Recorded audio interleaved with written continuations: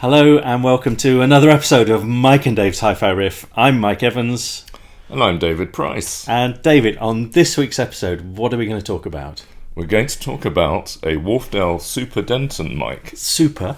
Yes, a super Denton. It's not just a standard Denton, it's a super one. Denton. I saw that on the back. Yes. I quite like that. Yes. I think they've done some other supers in the past. Did they have super diamonds? No, perhaps they didn't. I think they might have, actually. Yeah, maybe. They certainly did a Diamond Pro at one point. Yes, yeah, and an active diamond and things like that. Yeah. Yes. So, but actually, super is a very 70s word. It is. Yeah. It's super. Super. I say it a lot as well. I know, because you're a 70s throwback. I think I may be. Look, here they are. Yeah. Here they are. Ah, look at that. They actually look quite retro as well, don't they? But that's not being very. It's not being very fair to them, is it? Because they're not very retro once you get past the looks. Yes. They've got a secret. They do. They've got a super secret. Yes, but before we talk about their super secret, oh no, let's talk about your super secret. No, we'd agreed not to talk about this because I'm just going to look like a sado. So go on then. Well, I'm not following up that last statement with any kind of sarcastic remark. Oh, really? You don't need to in this instance, do you? Because I know what's coming. Well, let's put it this way. So, I remember emailing you or texting you or something last week. Yes. And you said, and I said, do you fancy a pint? Yes. At the weekend, and you said, I'm going. I said I can't, and you said why? You can't. Thank you. Yeah. And you pressed me on the issue. I did. And then, are you going to share this with everyone, or should we just move on to the speakers? I was at a Rush convention. I was at. Yes. It's called UCon. Yes. European Convention for Rush fans, like-minded Rush fans. Right. And it was in Chester. Yep. In England, for those of you who are not watching from the UK. Yep. And it was brilliant. It was really good. The European Rush Convention. Yes. So not the Chester Rush Convention. No, European people came from all over Europe to be there. And do you know what's really bad? Which is really, really bad, and I haven't told you this. Okay. Geddy Lee from Rush, lead singer, was in London over the weekend as well. And somebody posted on Facebook that Geddy was in London. So I then posted on the European Rush Convention website saying, Geddy's in London. Do you think he's going to come and see us? Yeah. And it was kind of we were lit up with anticipation, to quote Rush. Yes. And he didn't show up. Probably because he had no idea what was going on. He's got better things to do. He had better because he was going shopping in London. Yes. But hey, is what it is. Yes. But I went and it was really good. Can I say, there's a couple of things which I would like to just mention on the back of it. Firstly, there's a band who played from Germany called A Passage to Rush, who was phenomenal. I mean, just so good, it was unbelievable. Yeah. Best tribute band I've ever seen, and they were just note perfect. Yeah. Secondly, I really noticed how, and relating this to hi-fi, it's really hard to get good acoustics in small venues sometimes. And this how small was this venue? Was it like seven of you? There weren't quite that many. But no, it was only a small venue, kind of held probably 200, I suppose. But it's really difficult to get good acoustics, and especially when you've got kind of like powerful instruments playing, because Geddy's bass is like really strong and lots of sort of really, deep notes coming out. Yep. And Alex Lifeson's guitar can be quite sort of flighty sometimes with, lots of amazing effects. Kind of cranked up. Geddy's voice is pretty high. Yes. And then you've got drumming, which is, full on, and all of the drummers in this UCon were phenomenal. But actually really hard to kind of recreate sonically. And do you know, I can't help but think these speakers sort of fit in there somehow, don't they? Because they try and do so many things well in such a small space. Yes. And it's a really difficult ask. It's a really, really tough thing to do. I see what you did there, Mike. Absolutely. That was a great segue. Absolutely. It was. And it wasn't planned at all because riffs You can aren't tell planned. this guy's a professional. Because we're not sure what yet. But I've just got one final question. I'm just trying to move on. On the European... I know you're just trying to move on, but it's a sort of searching question. How sad are you? So it's the European Rush Convention in Chester. Yes. And everyone's coming from all around Europe to see Rush, including you. Mm-hmm. Well, not you kind of came from Oxfordshire, but same difference. It took me 7 hours on the train. Did it? Yes. Oh, okay. Why did you go on the train? Why did? Because you can't drink and drive. Oh, okay. All right. Well, moving swiftly on. Every day's a school day, folks. So what T-shirt were you wearing? Well, I was wearing my favourite T-shirt, which is my Hemispheres T-shirt, right? Which says exactly what time the symbol goes ting on it, which is a really cool T-shirt. And is that when you went? You also were wearing that when you met your special friend who's a Rush fan. Yes. At a Rush. Do you remember his name? Riff Raff. Yeah. Yes. So there we go. Absolutely. Yeah. Absolutely. So hopefully we can put a picture of your T-shirt up. We can. Yes, no problem at all. Yeah, the Ting T-shirt. My Ting T-shirt. It's very, very, very funky, actually. I was the only person with it. Yes, understandably. Yes, there we are. So, and no one said, "Hey, that's a great T-shirt." You've got an aversion to public transport, haven't you? Well, I'm fine. I have been on it once. We've had this conversation before, Riff. It's all coming flooding back now. You don't like going on trains. In fact, you'd rather buy a Volvo than come home on the train. I have done that in the past. Yes. There we are. So there we go. We're going to park that one, no pun intended. Yes. And we're going to come back to that. That's a whole other saga that really for another day. Because I want to talk about these. Yeah. And we have people who tell us that we talk crap for too long without getting to the review. So and they're right. That's what I talk about. So these have a secret. They do. Okay, a super secret, as we were saying. Yes. Can I reveal, or do you want to reveal? Well, you go for it. Okay, I'm not very good at this. Look at this. Look. There is the secret. Ding dong. Ding dong. They are three-way loudspeakers in a tiny little box. How cool is that? Yeah. In fact, the first thing we can do is chuck those away, because all I want to do is see how cool my three-ways look in my little box. Look at that. Isn't that fantastic? It's just fantastic. It's your authentic reggae sound system, isn't it? Now, do you remember where we were when we first heard these? I think it was the Bristol Hi-Fi show. It was at the Bristol Hi-Fi show. And do you remember who auditioned them for us? Peter Como. It was. Yeah. It was the lovely Peter Como. Yeah. And I saw Peter last week. Yes. At Staverton. Yeah. And he was with another Peter, Peter Farrow, who's pals with us, who owns English Acoustics and does those amazing amplifiers, gorgeous leak sort of rebuilds. You trying to get a trade price, are you? Oh, I'd love to get one, Farrow. I'd like one, please. Anyway, and I saw Peter Como there, and he's just relaunched the Haybrooks. He has. HB1s. HB1s, yeah. And they're also definitely on our bucket list to listen to, aren't they? Absolutely. The new ones there. But in the meantime, we saw Peter, and he told us all about these. And it was really interesting. Well, I think the thing is that Peter is... he's the chief acoustic designer for Wharfedale, obviously, and IAG brands like Quad and so on. But he's a man of many talents, I think. Yeah, I think we should just call him just the chief. Yeah, yeah. Because he is. He's, the chief. The chief. The chief. Okay. Yeah. So the chief decided, I think it was 10, 15 years ago, something like that, to try to do a retro pair of Wharfedale Denton speakers, just like the old 70s ones. And that became the Denton 80s, I think, the 80th Wharfedale anniversary. Right. Then there was a Denton 85, which was the 85th Wharfedale anniversary.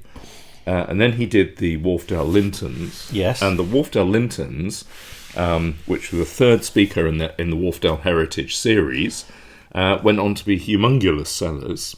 Really, really good sellers, and better sellers, as far as I know, than most of, or all of the regular Wharfedale speaker range. So he found himself in a strange... Does that make him Peter Sellers? So that's not even worth, He called a mic joke. It's yeah. So basically, tumbleweed. I can just, there's quietness. There's a kind of hush now. I thought it was quite good. Anyway, before I was so rudely interrupted, so the Wharfedale Lintons were hugely successful for Wharfedale, the new ones in Heritage Series.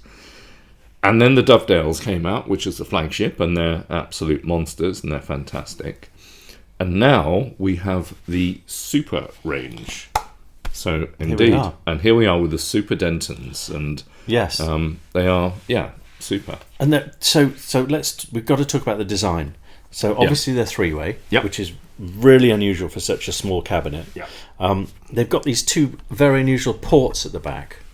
Yes. Do you know why are there two ports? Well, it's a way of delivering the same kind of port capacity, but with two smaller ones rather than one big one. So presumably to control the airflow. Right. Sure. It's quite unusual, but I've seen it around before. No. Okay. Very good. But I mean, the original Super Dentons came out in 1971. The Denton 3s came out in 1971, which these are basically a reimagined version of 1971 Denton 3s. And the Denton 3s did not have base ports, as far as I remember. They were infinite baffle.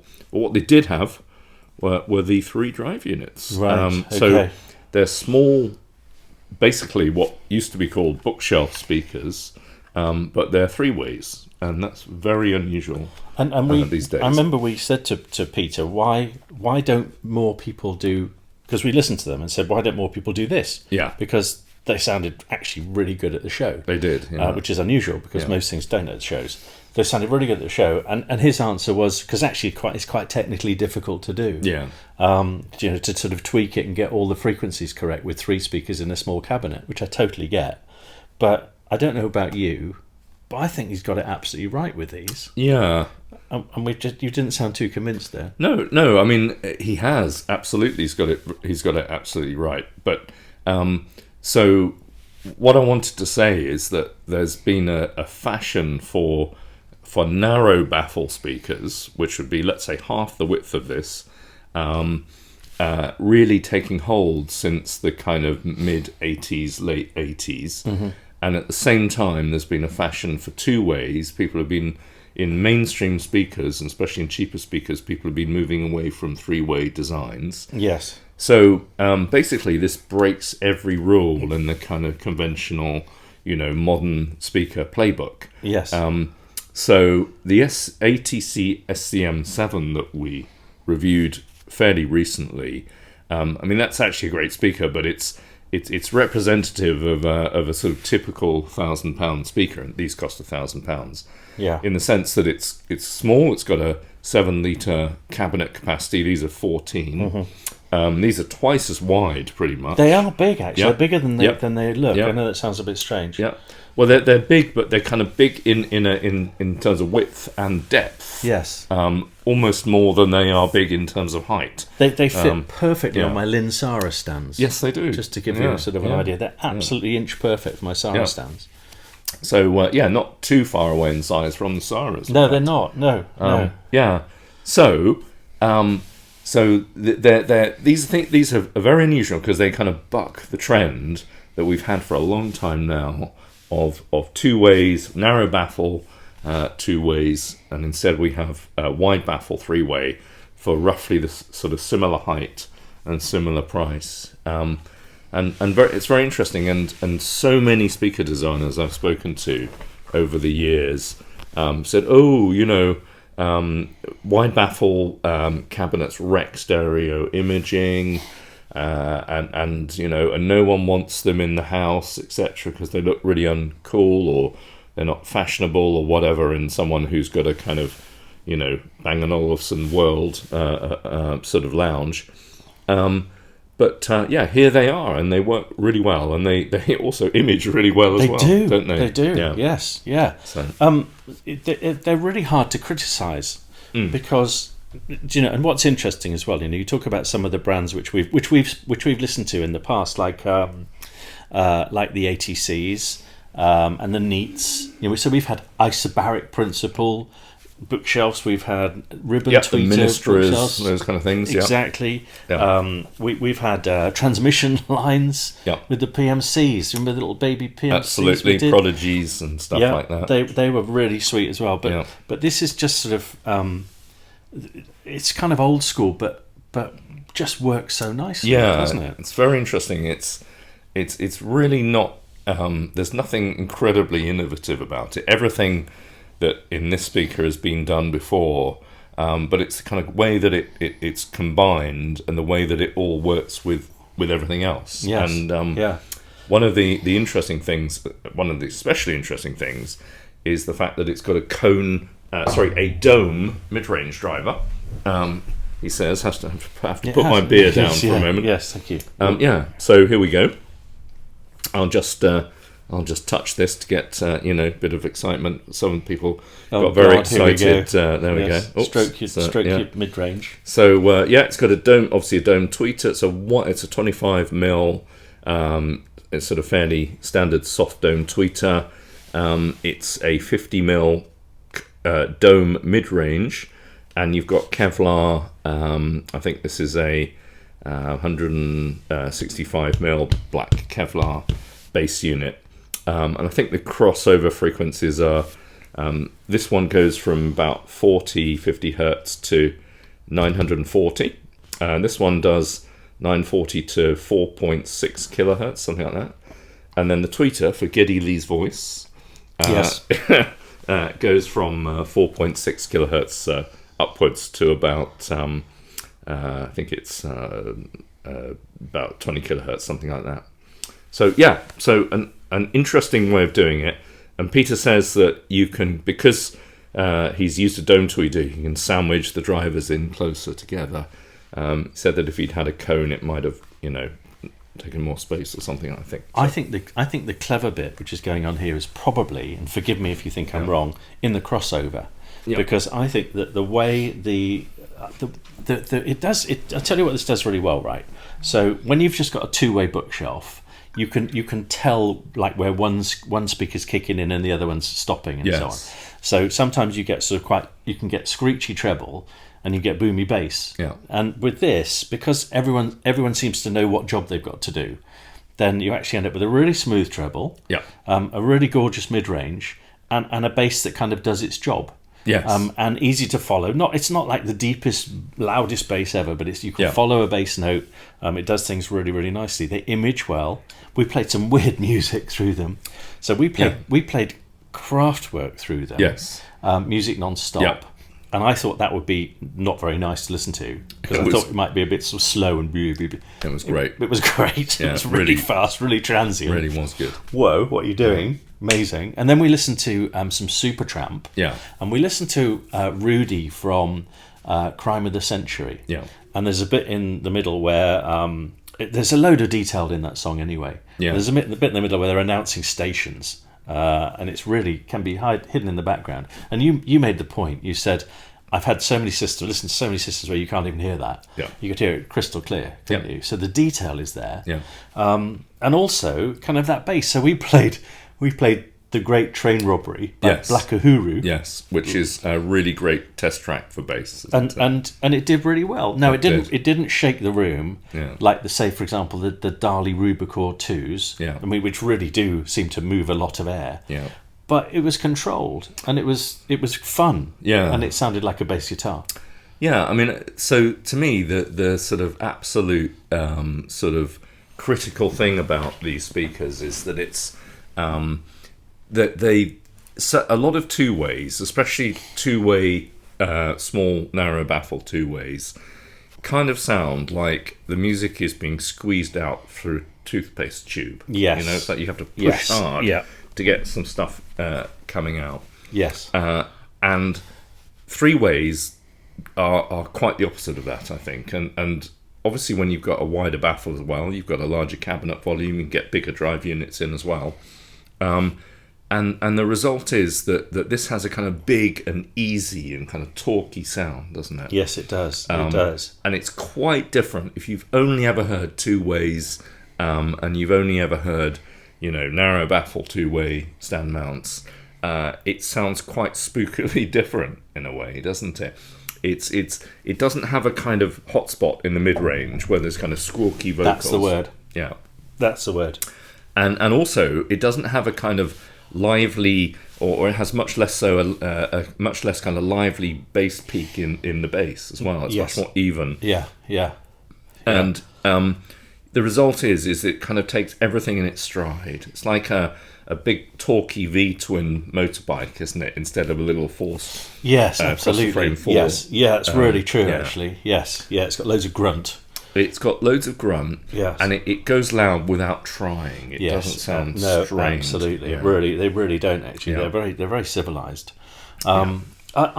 I mean, you think of those three songs which we've just talked about. I mean, they couldn't be any more different, could they? And it didn't really matter. I mean, from Black Uhuru to Kraftwerk, the sounds sounded really nice. It just handled everything. Yeah. And as you say, the thing which I was surprised at is how well they imaged. Yeah. Because I really wasn't expecting that at all. So a bit of Peter Como magic, I think, going on here. Yeah. I'm really glad because the Bristol show was a while ago now, when we first heard them. Yeah. I'm really glad that they sound as good as I remember them, because I remember them really fondly from the show. Yeah. So I think we've done a great job here. I really like them. I do too.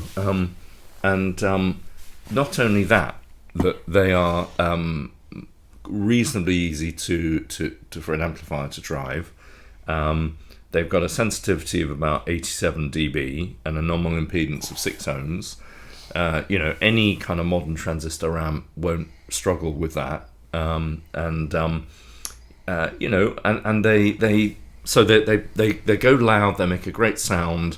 They have a kind of easy presentation, a big kind of expansive sound, and it's just it really does kind of take you back to the 70s, I think. Who would buy these?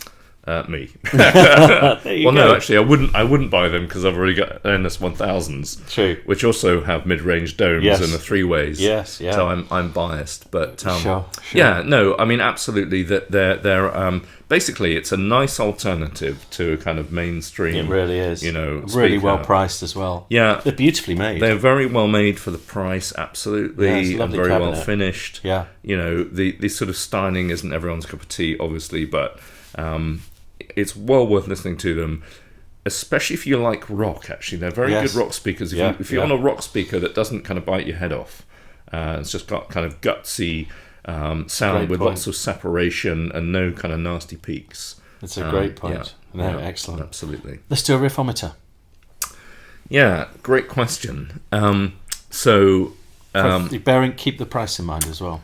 Yeah, absolutely. I mean, so there are actually a lot of good speakers around for £1,000.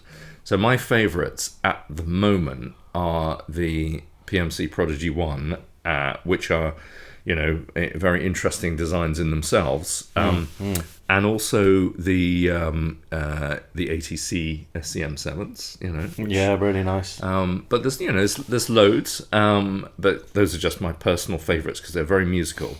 And I would say these are well worth listening against those. Absolutely. And so those are the ones I mentioned are 9 out of 10. So I'm going to give these 9 out of 10. Don't see how you can't. No, I really don't see how you can't. I don't think they really do anything which would upset anybody. Yeah.